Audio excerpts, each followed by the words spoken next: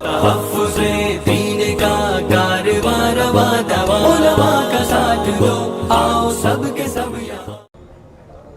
मोहम्मदुर रसूलुल्लाह सल्लल्लाहु अलैहि वसल्लम ने रिश्ते सिखाए कि रिश्ते निभाने कहते हैं। हज़रत अब्बास रज़ियल्लाहु ताला अन्हु कौन? मोहम्मदुर रसूलुल्लाह के सके चचा हैं और ईमान लेके आए हैं, हजूर अकरम सल्लल्लाहु अलैहि वसल्लम के गुलाम बन गए हैं, मोहम्मद रसूलुल्लाह की इत्ताअत करते हैं, फरमाबरदारी करते हैं, पैरवी करते हैं। लेकिन जब हज़रत अब्बास मस्जिद नबवी में आते हैं, हजूर सल्लल्लाहु अलैहि वसल्लम जब सहाबा में बैठे होते हैं तो उठ के अपने चचा का इस्तकबाल करते हैं।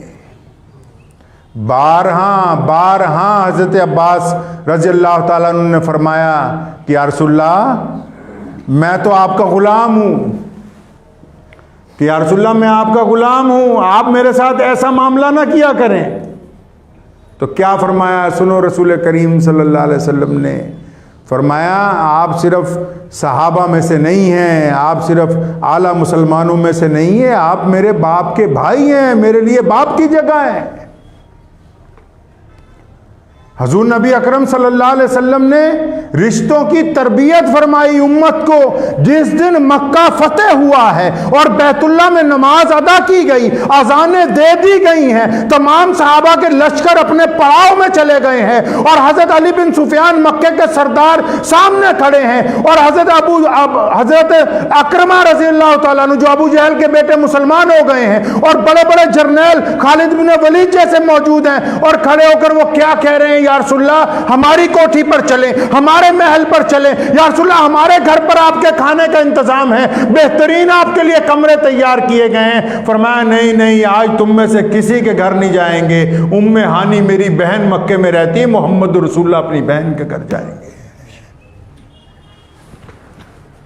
आज तो अगर सकी बहन की लड़की निकाह के काबिल हो ना तो कहते अच्छा इसका कद थोड़ा सा छोटा है, 1 इंच और बड़ा होता तो मैं अपने लड़के के निकाह में ले लेता। बातें बनाता है ये, 4 पैसे ज़्यादा आ गए ना तो स्टेटस अपनी औकात भूल गया है ये। फिर कहता हो ऐसा है कि मेरा लड़का ज़रा ज़्यादा पड़ गया, नहीं तो मैं तो चाहता ही था कि तुम्हारी बेटी को अपने बच्चे के निकाह में दिलवा दूंगा। हवा ख़राब हो गई है, अपनी औकात भूल गया है ये।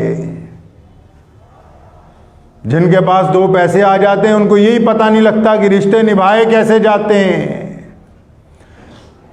रिवायात में लिखा है कि एक मर्तबा हज़रत अली रज़ियल्लाहु ताला अन्हु और हज़रत फातिमा मियाँ बीवी है ना दोनों, किसी बात पर नाराज़गी हो गई और अहदीस कहती हैं, आइम्मा कहते हैं कि नाराज़गी की वजह हज़रत अली रज़ियल्लाहु ताला अन्हु की तरफ से थी। फरमाते हैं कि जब रसूलुल्लाह के घर पर पहुँचे तो बीबी फातिमा को रसूल करीम सल्लल्लाहु अलैहि वसल्लम ने अलहदा बुलाकर कहा कि फातिमा, पता था कि गलती उधर से हुई है, लेकिन फरमाया फातिमा अली तुम्हारे शौहर हैं, तुम्हारा काम है उनका एहतराम करें। अली रज़ियल्लाहु फरमाते हैं कि मैं बाहर खड़ा सुन रहा था और मेरी आंखों में आंसू आ गए कि ये देखिए रसूल करीम सल्लल्लाहु अलैहि वसल्लम उस बेटी को जिसको फरमाते हैं ये अल्लाह की रहमत है, जिसको फरमाते हैं कि जन्नती औरतों की सरदार है, जिसके बारे में फरमाया मेरे जिगर का टुकड़ा है, किस तरीके से तरबियत फरमा रहे हैं कि ये घर जो है ये बसे रहने चाहिए, टूटने नहीं चाहिए। लेकिन हमारे पास इन बातों को पढ़ने के लिए वक्त नहीं है। हजूर अकरम सल्लल्लाहु अलैहि वसल्लम की ज़िंदगी पढ़ने के लिए वक्त नहीं है। वक्त है हमारे पास, वक्त है। आप जाएं कभी यूपी जाएं, कश्मीर जाएं, वक्त है इनके पास। इनके पास इसलिए वक्त है कि ये मूछें ऐसे कटनी थी कि वैसे कटनी थी, फतवा लगाएंगे मस्जिद में लिख के, ये दरवाजे भरे पड़े हैं इनकी मस्जिदों के। इनके पास वक्त है कि नमाजें चौड़ी टांगे करके पढ़नी थी कि जोड़ के पढ़नी थी। वक्त है इनके पास कि नमाज रफ़ादैन से होनी चाहिए थी कि बगैर रफ़ादैन के होनी चाहिए थी। एक दूसरे को दीन में तजलील करने के ज़राए ढूंढते हैं, जोड़ने की बात नहीं करते, अपनी अजारादारी कायम करना चाहते हैं। मेरे परदादा रईसुल अहरार हज़रत मौलाना हबीबुर रहमान लुधियानवी रहमतुल्लाह अलैह अपने दौर के बहुत बड़े सियासतदान और दीनी मुजाहिद गुजरे। एक बड़ी तारीखी बात सन 1946 में जब शोर मचा मुस्लिम लीगियों ने कहा पाकिस्तान बनाना है, पाकिस्तान बनाना है, तो रात मुझे एक बुजुर्ग का मैसेज आया व्हाट्सएप पे, फरमाया तुम्हारे परदादा की तकरीर सुनी, उन्होंने कहा कि एक वक्त आएगा कि पाकिस्तान में इस्लाम ज़िबा होगा और हिंदुस्तान में मुसलमान ज़िबा होंगे। तो फरमाया उन्होंने ऐसा क्यों कहा?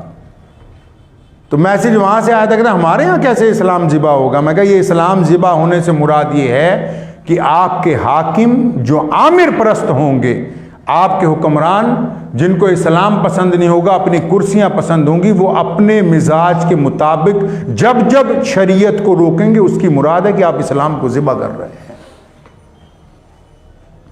एक दरख्त पे एक चिड़िया और चिड़ा दोनों बैठे हुए थे। ये किस्सा ध्यान से सुन लीजिएगा जो आप सुना रहा हूं, वक्त भी हो गया। एक दरख्त पे मुल्ला रूमी रहमतुल्लाह अलैह ने नकल किया है इस किस्से को।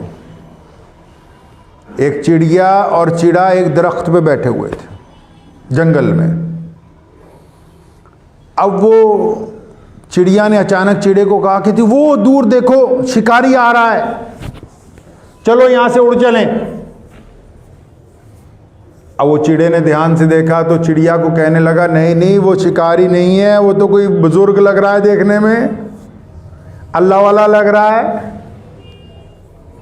मतलब उसका लिबास जो है देखने में शरीफों वाला है। चिड़िया ने कहा अच्छा फिर ठीक है, कि मैं तो समझी थी कि शिकारी आ रहा है, लेकिन तुमने देखा तो पता लगा कि ये कोई शिकारी नहीं आ रहा, ये तो कोई परहेजगार मुत्तकी आ रहा है।